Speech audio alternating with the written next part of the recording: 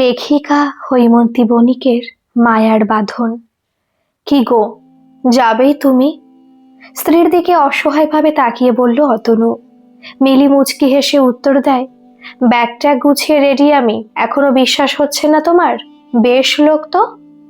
ওখানে গিয়ে তো দেখেছো একবার, একদম অজপাড়াগা। কারেন্ট গেছে এতদিনে, কিন্তু তাও অস্থায়ী। একবার গেলে। স্ত্রীকে শেষবারের মতো বোঝাবার বৃথা চেষ্টা করলো অতনু। শহুরে ধনীর একমাত্র কন্যার যেমন ঠাড় থাকা উচিত, তেমনটি মিলির নেই। একদম সাদামাটা ভাবে চলতেই পছন্দ তার। অতনু ইদানিং এই গুণে বিরক্তি বোধ করে, যদিও এই গুণ দেখেই একদিন সে মুগ্ধ হয়েছিল। ইউনিভার্সিটিতে অতনু তখন এম.কম লাস্ট ইয়ারে, আর মিলি সবে অ্যাডমিশন নিয়েছে। এরপর একটা সাংস্কৃতিক অনুষ্ঠানের সুবাদে দুজনের কথা হয়। এরপর প্রেম এবং সবশেষে পরিণতি। অতনু একটা বিশাল বড় কোম্পানির ম্যানেজিং ডিরেক্টর। বাড়ি, গাড়ি, নাম, প্রতিপত্তি এখন কি নেই তার? অথচ একটা সময় ছিল যখন মামা বাড়িতে গলগ্রহ হয়ে থাকতে হয়েছে। টিউশন করে ইউনিভার্সিটিতে পড়ার খরচ জুগিয়েছে। সেই সব দিন একেবারে ভুলে যেতে চায় অতনু, কিন্তু আত্মীয় স্বজনের দৌলতে ভুলতে পারে কই? কি হলো, কি আবার ভাবছো? চলো, দেরি হয়ে যাচ্ছে তো। মিলি তাড়া লাগায়। অতনু বিরক্ত হয়ে ওঠে। ওখানে যেতে তোমার এত আহ্লাদ যে কিসের জন্য, সেটা বুঝতে পারি না আমি। আমার গ্রাম দেখতে ভীষণ ভালো লাগে। মিলির সহজ উত্তর শুনে অতনু কিন্তু তুষ্ট হতে পারল না। গ্রাম দেখার শখ তা গ্রামের কি এদেশে অভাব? দিন কতকের জন্য কোথাও ঘুরে এলেই হয়, তা না। অতনুর মামা বাড়িতেই যেতে হবে, যেন ওখানে স্পেশাল কিছু আছে। কিন্তু মুখে এসব বলল না। ভীষণ জেদি মেয়ে মিলি। বলেছে যখন যাবেই। অগত্যা সেই অনুযায়ী ব্যবস্থা করে রওনা দিল দুপুরের দিকে। নিজের দামি গাড়িতে করে যেতে যেতে ভাবে অতনু, কম কষ্ট তো করেনি সেখানে। রাঙামাটিয়া গ্রামে যখন পৌঁছলো তারা তখন সন্ধে নেমেছে। চারিদিকে ঘুটঘুটে অন্ধকার। বিস্তীর্ণ ফসলি জমির মাঝখান দিয়ে কাঁচা রাস্তা। মিলি মনে মনে অনুতপ্ত হলো, আর একটু আগে রওনা হতে পারলে চারিদিকের সবুজ সৌন্দর্য থেকে বঞ্চিত হতো না। তবে থাকবে তো 3-4 দিন এখানে, সুদে আসলে উসুল করে নেওয়া যাবে। উঠানে গিয়ে হাঁক পারল অতনু, বৌদি, ও বৌদি। ডাক শোনা মাত্রই মধ্যবয়সী পরমা ঘোমটা টেনে দরজা খুলে সামনে এসে দাঁড়ালো। অন্ধকারের কারণে হয়তো ঠিক করে দেখতে পেল না অতনুকে, তাই জিজ্ঞেস করে, কে? আমি অতনু বলেই চোখের চশমাটা খুলে বলে ওঠে, চিনতে পারছো না বৌদি? চিনবে কি করে, যা ভোল্টেজ! দুনিয়া কোত্থেকে কোথায় চলে গেছে, এদিকের সেই এক হাল। ওমা, তোমরা? এই শান্টু, মিতিন, কোথায় গেলি সব? দেখ কে এসেছে। কই গেলি সবাই? কিছু মনে করো না ভাই, এসো, ঘরে এসো। বিনম্রভাবে বলে ওঠেন বৌদি পরমা। তোমরা কিভাবে থাকো বলো তো? এত মশা, ম্যালেরিয়া ডেঙ্গুর কারখানা দেখছি এখানে। মুখ বিকৃত করে বলল শহুরে অতিথি। কি করব ভাই, আমাদের তো অভ্যেস হয়ে গেছে। দাঁড়াও, শান্টুকে পাঠিয়ে মর্টিন আনিয়ে দিচ্ছি। অতনু এত তাচ্ছিল্য নিয়ে কথাগুলো বলেছিল যে মিলি মনে মনে লজ্জিত বোধ করে। অতনু জিজ্ঞেস করে, সে ব্যবস্থা করেই এসেছি, ব্যস্ত হইও না। বরদা কোথায়? ওই একটু পাড়ার মোড়ে গেছে। সারাদিন তো খেতেই পড়ে থাকে, সন্ধ্যের পর একটু ওদিকে যায় গপ্প করতে। বৌদি কথাগুলো বলেই বছর 14 শান্টুকে পাঠালো বাবাকে ডাকতে। অতনু ঘাম মুছতে মুছতে ঘরের দিকে এগিয়ে যায়। মিলি নিজেই পরমাকে একটা প্রণাম করে নিল। পরমা আপ্লুত হয়ে জড়িয়ে ধরে বলল, কতদিন বাদে এলে গো। গরিব দিদিকে দেখতেও বুঝি ইচ্ছে হয় না? কুণ্ঠিত মিলি বলতে পারে না, ইচ্ছে হলেও অতনুকে রাজি করাতে পারে না সে, তাই কথাটা এড়িয়ে যেতে চেষ্টা করে। দিদি, মিতিনকে দেখতে পাচ্ছি না। 2 বছরে বোধহয় অনেক বড় হয়ে গেছে। না গো, তেমন বড় হয়নি। রোগই ছাড়ে না মেয়েটাকে। ঘরেই আছে, পড়তে বসেছে। চলো ঘরে চলো। এই মিতিন, বলতে বলতে দ্রুত পায়ে ঘরে ঢুকে পরমা, আর তার সাথে সাথে মিলিও। ঘরে ঢুকতেই মিতিনের দিকে চোখ পড়ল মিলির। রোগজীর্ণ শরীর, কে বলবে 16 বছরের মেয়ে। যে বয়সে শরীরের সৌন্দর্যে বান ডাকে, সেই বয়সেই কেমন যেন রসকস ছাড়া শীর্ণ দেহ। মনে হয় যেন কত বয়স হয়ে গেছে মেয়েটির। মিলি একটা হাত ধরে টেনে পাশে বসায় মিতিনকে। কেমন আছিস রে? কাকিমাকে মনে আছে না ভুলে গেছিস? লজ্জিত মুখে মিতিন বলে, কেন ভুলবো কাকিমা, ঠিক মনে আছে। মিলি পরম স্নেহে মেয়েটির মাথায় হাত বুলিয়ে দেয়। পরমা তাড়াতাড়ি চায়ের জল চাপায় উনুনে। মিলি আর অতনু কাপড় জামা বদলে এসে বারান্দায় ঢেলুনি চেয়ারটায় বসে। বারান্দার একপাশে বেড়া দিয়ে রান্নার ব্যবস্থা। ঘুঁটে জ্বালাতে একটু বেগ পেতে হলো, সুতরাং ধোয়ার কারণে চোখ জ্বলতে লাগলো তিনজনেরই। অতনু বলে উঠল, তোমাদের না সেবার গ্যাস স্টোভ দেখলাম, এরপরই উনুন কেন? গ্যাস স্টোভ আছে, বিপদের কাণ্ডারি। দিন দিন সিলিন্ডারের কেমন দাম বাড়ছে তো জানোই। এখন তো সুদিন, এত সব কাঠকুটো পড়ে থাকে, এই দিয়েই চালিয়ে নি। তোমার বুঝি খুব কষ্ট হচ্ছে ভাই? তোমরা না হয় ঘরে গিয়েই বসো না, ভেতরে যাও ভাই। না থাকুক, বসি এখানেই। বরদা তো এলো না এখনো? এক্ষুনি আসবে, এই তো চলে এসেছে। বলতে বলতে অতনুর বরদা অমলেন্দু এসে বাড়িতে ঢুকলো। সাধাসিধে মাটির মানুষ, দিলখোলা হাসিতে বাড়ি মাথায় তুললেন। সাথে কত অনুযোগ, এতদিন পরে কেন এলো, একটা খবরও নেয় না কেন, কতদিন দেখা নেই, ইত্যাদি ইত্যাদি। অতনু বরদার সাথে কথায় কথায় বলে উঠল, মিতিনের এমন অসুখ, আমাকে জানালে না? ম্লান মুখে হাসি টেনে বলেন অমলেন্দু, কত আর বিরক্ত করব বলো, আসলে মেয়েটা আমার জন্মলগ্ন থেকে অপুষ্টিতে ভুগছে, অথচ নিজেরা কষ্ট করলে ওদের কি কোনো অভাব বুঝতে দিই বলো? মিলির মনটা ভারাক্রান্ত হয়ে উঠল হঠাৎ। এত বিলাসবহুল জীবন কাটায় তারা, অথচ অতনু যে বাড়িতে ছেলেবেলা কাটালো তাদেরই এমন দুর্দশা।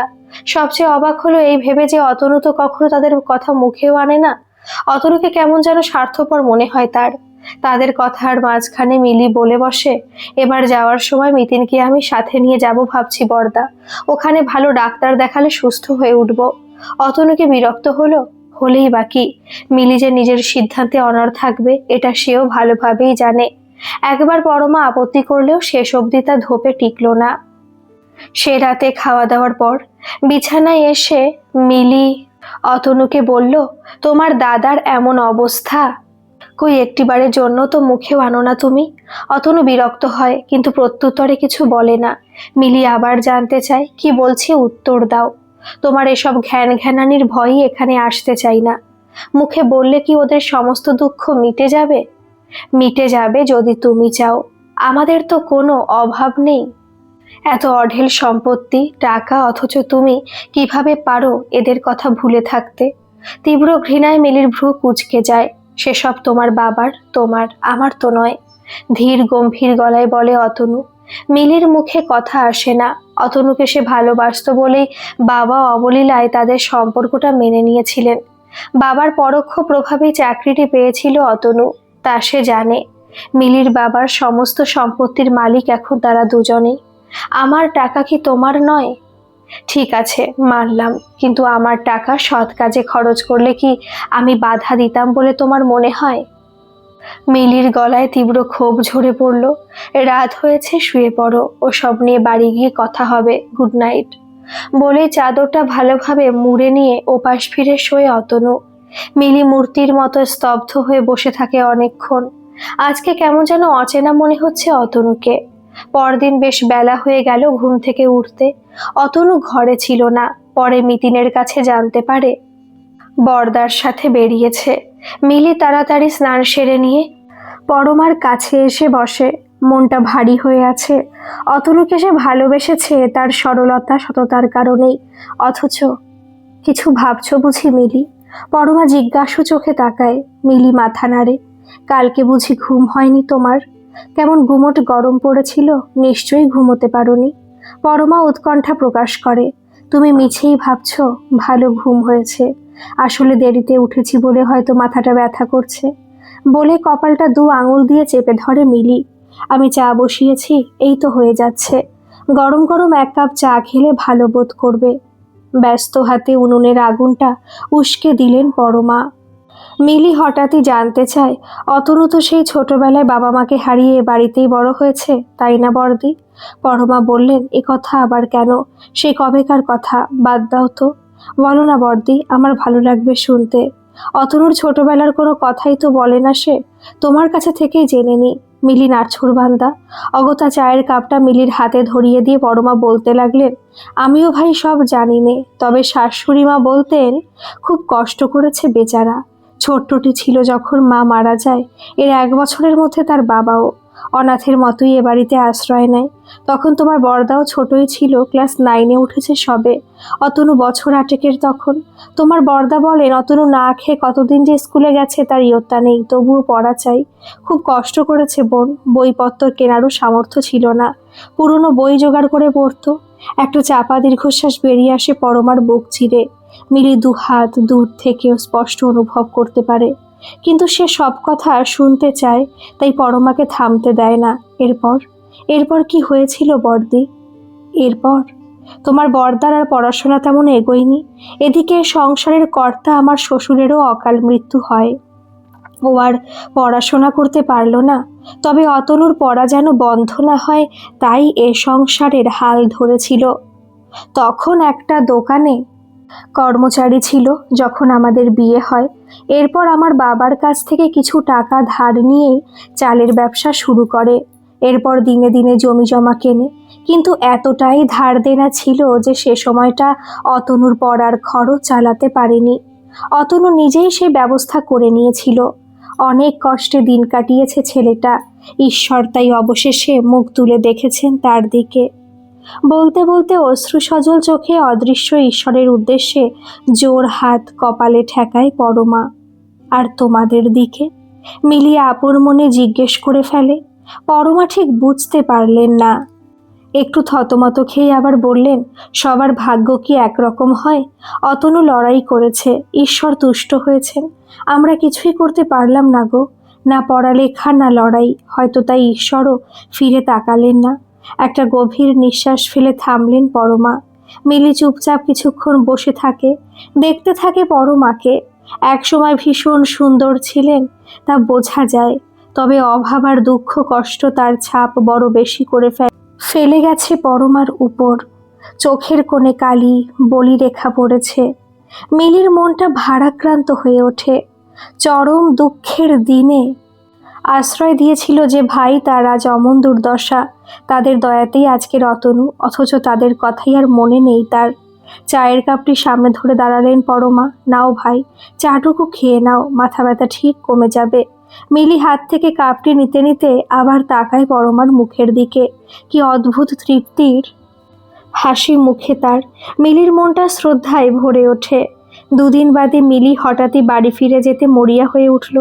অতনু ঠিক বুঝতে পারে না কি কারণ, কিন্তু মিলি বড্ড একরোখা বলেই শত চেষ্টা করেও তাকে নিরস্ত করা গেল না। অগত্যা তড়িঘড়ি ফিরে যাওয়ার ব্যবস্থা, তবে সাথে মিতিনকে নিয়ে গেল। গাড়িতে ওঠার সময় পরমা মিলির দিকে তাকিয়ে বলে উঠল, অনেক কষ্ট পেলে ভাই, তাই বলে গরিব দিদিকে ভুলো না যেন, আবার এসো। মিলি মিতিনের হাত শক্ত মুঠিতে ধরে বলে, আসার ব্যবস্থা করেই তো যাচ্ছি দিদি, নিশ্চিন্তে থাকো, খুব শীঘ্রই আসবো। গ্রামের মেঠো পথে ধুলো উড়িয়ে আস্তে আস্তে অদৃশ্য হয়ে গেল অতনুদের গাড়িটি। দূর থেকে তাই দেখছিল পরমা আর অমলেন্দু। মিতিনকে ডাক্তার দেখায় মিলি। অপুষ্টিজনিত রোগ, ভালো খাওয়া দাওয়া আর যত্ন দরকার, সুতরাং দিন কতক মিতিনকে নিজের কাছেই রাখবার মনস্থ করে সে। অতনু লক্ষ্য করে ইদানিং মিতিনকে নিয়ে মিলি ভীষণ ব্যস্ত। তাকে সময় মতো খাওয়ানো, তার পড়া নেওয়া, ওষুধগুলো ঠিকঠাক খাচ্ছে কিনা তদারকি করা। বাড়িতে যে অতনু নামের একটি ব্যক্তি আছে তা যেন ভুলেই গেছে মিলি। সেদিন রাতে স্ত্রীর প্রতি খানিকটা অভিমান দেখায়, কিন্তু মিলি কেমন যেন উদাসীন হয়ে পড়েছে এখন, দেখেও বুঝতে পারে না যেন। তাই বাধ্য হয়ে বলে উঠল অতনু, মিতিন যে এখানে এলো 1 মাস হয়ে এসেছে, এবার তো বাড়ি পাঠানোর ব্যবস্থা করতে হয়। দিন কয়েক বাদে যাবে না হয়, এত তাড়া কিসের? তাছাড়া মিতিন আশায় ঘরটা আমার যেন উজ্জ্বল হয়ে উঠেছে, থাকুক আরো কিছুদিন। উত্তর এলো অন্য দিক থেকে। বিরক্ত বোধ করে অতনু। তোমার এসব খেয়ালিপনার কোনো মানে আছে? ওর পড়াশোনার ক্ষতি হচ্ছে যে, সেটা ভেবে দেখেছো? কি এমন ক্ষতি হচ্ছে? পড়াশোনা তো এখানেও চলছে। হ্যাঁ, পরীক্ষার আগে গিয়ে মেডিকেল সার্টিফিকেট দিয়ে দিলেই হবে। অত্যন্ত সহজ সুরে বলে ওঠে মিলি। অতনু মনে মনে ভীষণ রাগ করলেও তার প্রকাশটা শোভনীয় নয় বলেই চুপ করে গেল। আরও 1 সপ্তাহ কেটে গেলেও মিতিনকে বাড়ি পাঠাতে নারাজ মিলি। এক অদ্ভুত যন্ত্রণায় পড়ল অতনু। দুজনের সুখী সংসারে অনাকাঙ্ক্ষিত ঝামেলা মনে হলো মিতিনকে। মিলি আর চোখে দেখে স্বামীর মুখটা, বোঝে মিলিকে ভালোবাসে বলে বিরক্তি প্রকাশ করে না, তবে তার মনের অভিলাষটা বুঝতেও ভুল হয় না। মিতিনের সেই আড়ষ্টতা এখন আর নেই, বেশ স্বতঃস্ফূর্ত কথাবার্তা, আচরণ, শরীরও এখন সুস্থ সুন্দর হয়ে উঠেছে। কাকিমা বলতে অজ্ঞান, এক ডাকে ছুটে আসে। মিলি বকাঝকা করলে মাথা নত করে শোনে। এই অধিকার মিলির মমতা আর স্নেহের। মা বাবার কথা মনে পড়ে যখন, কাকিমাকেই বলে সে। কাকার মেজাজের ভয় যতক্ষণ অতনু ঘরে থাকে এদিকে ঘেঁষে না, আর অতনুকে সে ভয়ও পায়। হয়তোবা কাকার বিরক্ত ভাবটা তার চোখ ফাঁকি দিতে পারে না, তাই। ফোনটা সশব্দে বেজে উঠতেই রান্নাঘর থেকে এসে মিলি রিসিভ করে। তার বাবার সেরিব্রাল অ্যাটাক হয়েছে, হাসপাতালে ভর্তি। মিলি হতভম্ব হয়ে কাঁদতে শুরু করলো। মিতিন প্রথম কিছুই বুঝতে পারল না, পরে ব্যাপারটা আঁচ করে নেয় কাকিমার বাবা অসুস্থ, তাই কাকিমা কাঁদছে। সেই তার বুদ্ধি খাটিয়ে কাকার নম্বরে ফোন লাগালো। খবরটা শোনা মাত্রই অতনু সব কাজ ফেলে বাড়িতে ছুটে এলো। মিলি কিছুটা ধাতস্থ হতেই গাড়ি করে হাসপাতালের উদ্দেশ্যে রওনা হয়। দরজার বাইরে লক করে মিতিনকে সাবধান থাকতে বলে যায়। হাসপাতালে পৌঁছে বাবাকে আইসিইউতে দেখতে পেয়ে আবার চোখে জল চলে এলো মিলির। গত 1-1.5 মাসে বাবার খোঁজ নিলেও দেখা করতে যেতে পারেনি বলে মনে মনে অনুতপ্ত হয়। অতনু স্ত্রীকে সান্ত্বনা দেয়, তবে কথার ছলে উটকো ঝামেলাটা যে মিলি নিজেই জুগিয়েছিল সেটাও মনে করাতে ভোলে না। মিলি মায়ের সাথে হাসপাতালে থাকবে মনস্থির করলো, তবে সাথে সাথে মিতিনের কথা ভেবে চিন্তিত হতেই অতনুর অভয়বাণী শুনে কিছুটা হলেও আশ্বস্ত হয়। বাড়ি ফিরে মিতিনকে দেখেই এই প্রথম অতনুর কেমন যেন মায়া হলো। একা ছিল বলেই হয়তো সংকুচিত হয়ে আছে, এর উপর কাকিমাকে না দেখতে পেয়ে আরও যেমন অসহায় হয়ে পড়ল। অতনু তার কাকা হলেও তাকে ভীষণ ভয় পায় মিতিন। কিছু খেয়েছিস? সংক্ষিপ্ত প্রশ্নের উত্তরে অস্ফুট কণ্ঠে প্রশ্ন করে মিতিন। কাকিমা আজকে আসবে না? অতনু অবাক হয়ে তাকায় মিতিনের দিকে। না রে, তার বাবার অসুখ, হয়তো কয়েকদিন ওখানেই থাকতে হবে। মুখটা কালো হয়ে আসে মিতিনের, হয়তো সেটা লক্ষ্য করেই বলে ওঠে অতনু, এত ঘাবড়ে আছিস কেন? আমি আছি তো নাকি, বলে একটু গলা খাকারি দিয়ে স্বাভাবিক হয়ে বলে উঠল। আর তাছাড়া বাড়ি ছেড়ে অনেকদিন আছিস, আর কতদিন এভাবে? তুই চাইলে, কথাটা কেন যেন শেষ করতে পারে না আর। আসলে মিতিনের এখানে আসা, থাকার, মিলির সময়ের বেশিরভাগটা মিতিনের দখলে। একটু ঈর্ষাও জন্মেছিল অতনুর। এই কদিনে বুঝিয়ে সুঝিয়ে মিতিনকে বিদায় করলে বাঁচে সে, আর এ কারণেই কথাগুলো অবলীলায় বললেও পরক্ষণে আড়ষ্টতা এসে ভর করে। সুতরাং নীরবতা। মিতিন অর্থবহ দৃষ্টিতে কাকার দিকে তাকায়, এরপর মাথা নিচু করে রান্নাঘরের দিকে এগিয়ে যায়। কাকারও তো আজ খাওয়া দাওয়া হয়নি, তাই খাবারগুলো গরম করতে গ্যাস স্টোভ জ্বালায়। কাকিমার কাছে থেকে থেকে সব শিখে নিয়েছে এই কয়দিনে। ফ্রিজে রাখা আগের দিন রাতে রান্না করা মাংসের বাটিটা বের করছে। অমনি অতনু রান্নাঘরের শব্দে এদিকে আসে। মিতিনকে গ্যাস অন করে খাবার গরম করতে দেখে খুব অবাক হয়। এসব কি করছিস? তুই পারবি না। আমি করছি, তুই যা। ব্যস্ত হয় অতনু। মিতিন শান্ত মৃদু কণ্ঠে বলে, আমি পারবো কাকা। বাড়িতে মাঝে মাঝে মাকে সাহায্য করে দিতাম তো। টেবিলে অপটু হাতে খাবার বেড়ে দেয়। অতনু তাকেও খেতে বসতে বললে চুপচাপ বসে লাজুক গলায় জিজ্ঞেস করে, কাকিমা কি খেয়েছে? মেয়েটার খুব মায়া, কাকিমা খেয়েছে কিনা সে কথাটাও জিজ্ঞেস করতে ভোলেনি। তোর কাকিমার তো আজ মন ভালো নেই, তাই আমি খাবার কিনে দিয়ে এসেছি, যদি খায়। মিতিন খাবারে আঙুল চালিয়ে গেলেও খাওয়ার ইচ্ছে যে তারও নেই স্পষ্টতই বোঝা যায়। কাকিমাকে বড় ভালোবাসে বলেই হয়তো। অভুক্ত মিলের কথা ভেবে মিতিনেরও খাওয়াতে অরুচি আজ। সত্যি মায়া জিনিসটা বড় অদ্ভুত। অতনুর মুখে একটা হাসির ছোঁয়া লাগলো। বড্ড মায়া মেয়েটার চোখে মুখে, কখনো এত ভালো করে দেখেনি সে। মিলির বাবার হাসপাতাল থেকে ছুটি পেতে পেতে 10 দিন লেগে গেল। এদিকে বাড়িতে ঠিকেঝি রান্না করে দিয়ে গেলে বাকি কাজটুকু মিতিন চালিয়ে যাচ্ছিল। মিলির জন্য খাবার পাঠানো, কাকাকে খাবার গরম করে দেওয়া, অফিস যাওয়ার সময় টিফিন বক্স রেডি করে দেওয়া ইত্যাদি। মিতিনের শান্ত নম্রভাবে অতনুকে মায়ায় জড়িয়ে ফেলছিল দিন দিন। সেদিন রাতের খাওয়ার টেবিলে অতনু বেশ হাসি মুখে বলে, কালকে তোর দাদুকে ছুটি দেবে হসপিটাল থেকে, তোর কাকিমাও বাড়ি চলে আসবে। মনে মনে অতনু বেজায় খুশি। দুজনের এই ছোট্ট সংসারে মিলি নামক প্রাণকেন্দ্রটাই আজ এতদিন ঘরে নেই।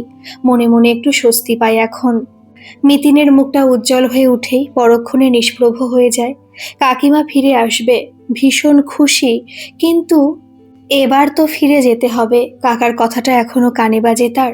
আর কতদিন এভাবে? মিলি অসুস্থ বাবার বাড়িতে গেল না, বরং বাবাকে নিয়ে এলো নিজের ফ্ল্যাটে। এতে দুদিক রক্ষা হবে। তাছাড়া মিতিনকেও এতদিন দেখেনি ভালো করে। মেয়েটা অযত্নে পড়ে আছে, আর অতনু তো বরাবরই অপছন্দ করে তাকে। তাই সব দিক সামাল দিতেই এই ব্যবস্থা। দুদিন হলো বাবাকে নিয়ে ফিরে এসেছে মিলি, ভীষণ ব্যস্ত সারাদিন। রান্নার ঝি থাকলেও বাবার তেল মশলা নিষেধ, তাই সেটা মিলি নিজেই করে নেয়। এছাড়াও ওষুধপত্র, অতনুর ঝক্কি আছে মিতিন। সে এক মারাত্মক ব্যস্ততার মধ্যে পড়ল মিলি। সেদিন দুপুরের কাজ শেষে সোফায় গায়ে এলিয়ে বসতেই চোখ লেগে গেল মিলির। হঠাৎই মাথায় নরম একটা হাতের স্পর্শ। মিতিন দাঁড়িয়ে অলস কণ্ঠে জিজ্ঞেস করে, কিরে কিছু বলবি? আমি বাড়ি যাব কাকিমা, বলেই থেমে যায় মিতিন। মিলির অলস ভাব মুহূর্তে কেটে গেল। কি হয়েছে রে, কেউ কিছু বলেছে? সন্দেহের চোখে তাকিয়ে বুঝতে চায় মিলি। মিতিন আবারও বলে, আমি বাড়ি যাব। তা বেশ, যাবি, কিন্তু হঠাৎ? তুমি তো এখানে ছিলে না কাকিমা, তাই বলতে পারিনি কাকাকে। অনেকদিন মাকে দেখি না। কথাগুলো বলতে বলতে চোখ দুটো ভিজে গেল মিতিনের। সত্যি কি মায়ের জন্য মন খারাপ, নাকি এই কদিনে পাওয়া কাকিমার অকৃত্রিম ভালোবাসার স্নেহ থেকে বঞ্চিত হওয়ার জন্য দুঃখ? এ কথা জানেন কেবল ঈশ্বর। মিলির মুখ মেঘাচ্ছন্ন। সত্যিই তো, ভালোবাসা যত বড়ই হোক, মায়ের সমতুল্য তো নয়। একটা দীর্ঘ নিঃশ্বাস ফেলে অনুমতি দিল মিলি। আচ্ছা। এর দুদিন বাদে রবিবার। অতনু মিতিনকে নিয়ে রাঙামাটিয়ার উদ্দেশ্যে রওনা হলো। ড্রাইভ করছে অতনু নিজেই। মিতিন জানালা দিয়ে বাইরে দেখছে আর ঘন ঘন চোখ মুছে চলেছে। মিলি গত দুদিন ধরে বিনিদ্র, কেঁদে কেঁদে চোখ ফুলিয়েছে। আজকে চলে আসার সময় বহু কষ্টে বিকৃত কণ্ঠস্বরে বলেছেন মিতিনকে, কখনো যদি মার মতো কাকিমাকে দেখার ইচ্ছে করলে আসিস রে মিতিন। কান্নারুদ্ধ কণ্ঠে উত্তর দিতে পারিনি মিতিন, কেবল কাকিমার পা ছুঁয়ে প্রণাম করে ছুটে বেরিয়ে গিয়েছিল ঘর থেকে। অতনুর চোখের সামনে কান্নারত মিতিন আর চোখের আড়ালে মিলির বেদনার্ত মুখটা বারবার সামনে ভেসে উঠছিল। অতনু মনে প্রাণে এতদিন যা চেয়েছে তা হচ্ছে দেখেও ঠিক যেন খুশি হতে পারল না। অথচ কথা তো এমনটাই ছিল। এই উটকো ঝামেলা স্বেচ্ছায় ঘাড় থেকে নেমে গেছে, এতে তো তার সবচেয়ে বেশি খুশি হওয়ার কথা ছিল। কিন্তু পারছে কই?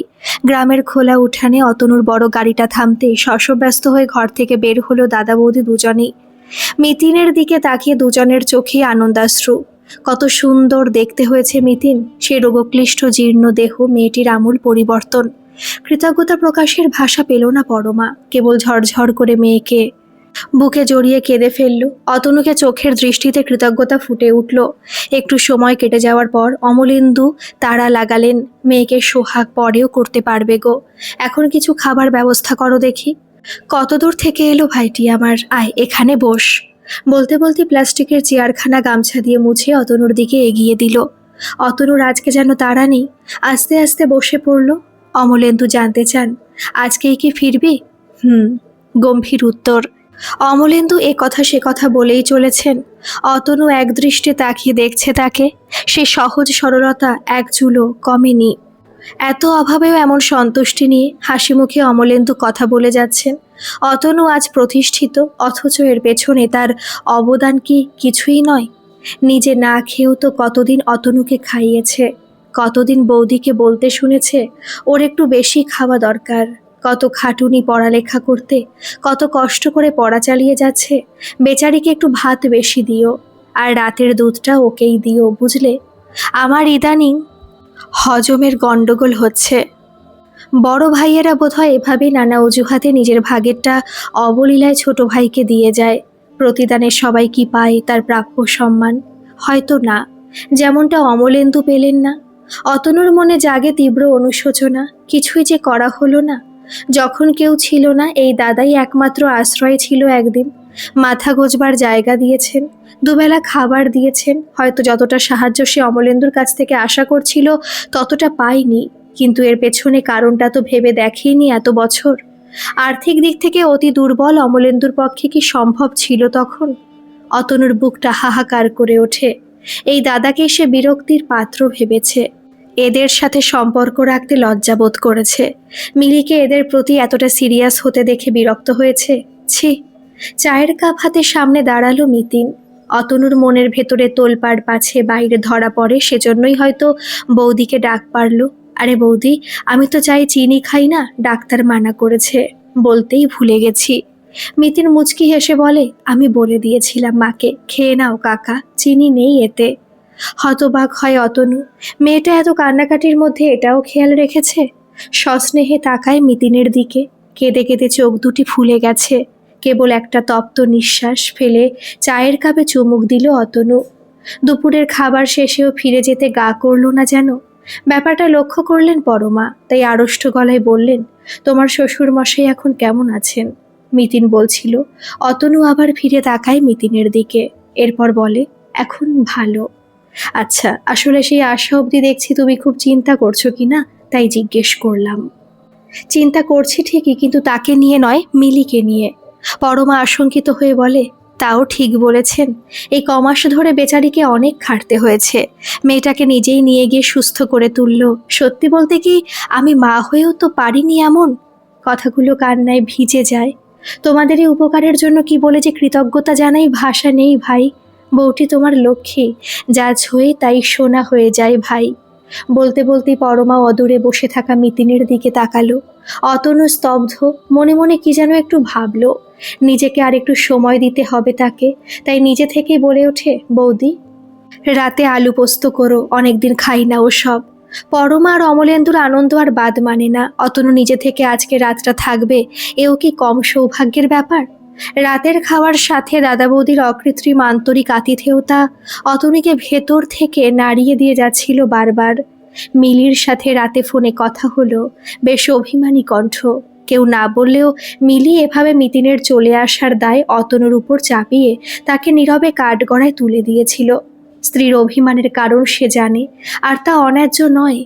সন্তানের মতোই মিতিনকে নিয়ে মেতেছিল মিলি, অথচ সেটুকু সুখ থেকে পরোক্ষভাবে অতনুই বঞ্চিত করলো তাকে।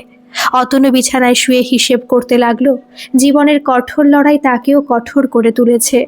আর তাই তো দাদা বৌদির উপকারের কথা, মিলের ইচ্ছে অনিচ্ছের কথা, করণীয় কর্তব্যের কথা সব বিস্তৃত হয়েছিল। কিন্তু আর নয়, এবার সংশোধনের পালা। সবার কাছ থেকে সেরাটা চেয়েছে এতদিন, ফেরত দেওয়ার কথা মনেও পড়েনি। এবার ফেরত দিতে হবে সুদ আসলে। সকালের চায়ের সাথে কথাটা পারল অতনু। মিতিনকে তার কাছে নিয়ে যেতে চায়, ওখানে স্কুলে ভর্তি করিয়ে দেবে। প্রতি সপ্তাহে একবার সবাই এসে ঘুরে যাবে এখানে, আর শান্টুর পড়াশোনা ইত্যাদি যাবতীয় খরচের দায়িত্ব তার। প্রথম দিকে অমলেন্দু রাজি না হলেও অতনুর একান্ত অনুরোধ উপেক্ষা করতে পারলেন না অমলেন্দু। মিতিন আজ বেজায় খুশি। কাকিমার কাছে যেতে মরিয়া হয়ে উঠল সে। অথচ যখন আবার শহরের দিকে রওনা হলো, মায়ের জন্য বুকটা মোচড় দিয়ে উঠল। মনে মনে মিতিনের আশা, খুব ভালো করে পড়াশোনা করবে, চাকরি করবে, বাবা মায়ের কষ্ট লাঘব করবে। অন্যদিকে মিলিকে ফোনে খবরটা জানাতেই আনন্দে মিলির চোখে জল চলে এলো। উৎকণ্ঠিত হয়ে বারবার ব্যালকনিতে উঁকি দিয়েই চলল। অবশেষে সেই কাঙ্ক্ষিত মুহূর্ত। দরজা খুলতে সামনে মিতিন। মিলিকে জাপটে ধরে ফেলে মিতিন। অস্ফুট স্বরে বলতে থাকে, তোমাকেও কাল থেকেই খুব দেখতে ইচ্ছে করেছে, ঠিক মার মতোই। আমি তোমাকে খুব ভালোবাসি কাকিমা, মার মতোই। মিলির দু চোখে আনন্দধারা বয়ে যায় অবিরাম। কেবল নারীর টানই একমাত্র নয়, এর চেয়ে বেশি বোধ হয় মায়ার বাঁধন। আজকের এই গল্পটি আপনাদের কেমন লাগলো বন্ধুরা, অবশ্যই কমেন্ট করে জানাবেন, আর ভালো লাগলে একটা সাবস্ক্রাইব করে আমার পাশে থাকবেন। ধন্যবাদ।